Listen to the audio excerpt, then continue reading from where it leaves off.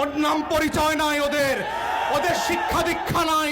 যারা সত্য চেনে না, আজাদির আকাঙ্ক্ষা বোঝেন না, যারা ওসমান হাদির নামটা পর্যন্ত সুন্দর করে উচ্চারণ করতে পারেন না, যারা ইনকিলাব মঞ্চের নাম শোনেন নাই, তারা আগামী দিনের বাংলাদেশে অপ্রাসঙ্গিক হয়ে যাবেন।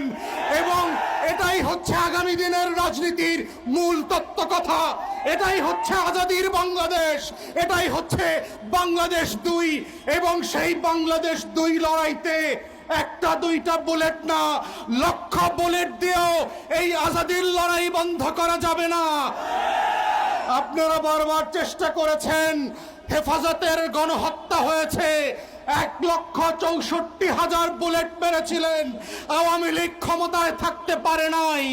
বিরোধী দলের 15,000 নেতা কর্মীকে গুম খুন করেছেন, আওয়ামী লীগ ক্ষমতায় থাকতে পারে নাই। পিলখানায় গণহত্যা করেছেন, আমার 57 জন সেনা কর্মকর্তাকে শহীদ করেছেন। দিল্লির আধিপত্য টিকে থাকে নাই, নির্বাচন ব্যবস্থা ধ্বংস করে দিয়েছেন।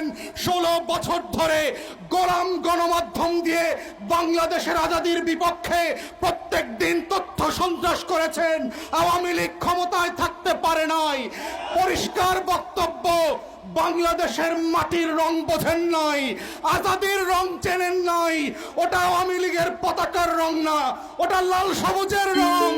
ওটার জন্য লক্ষ লক্ষ মানুষ জীবন দেওয়ার জন্য যেমন প্রস্তুত আছে, আগামী দিনেও থাকবে। অতএব শত্রুরা সাবধান, লক্ষ বুলেট প্রস্তুত রাখতে পারেন। আমরাও লাল সবুজের পতাকা বুকে পেঁচিয়ে দিয়ে বাংলার আনাচে কানাচে আমার স্বাধীনতা আজাদির লড়াই চালিয়ে যাব।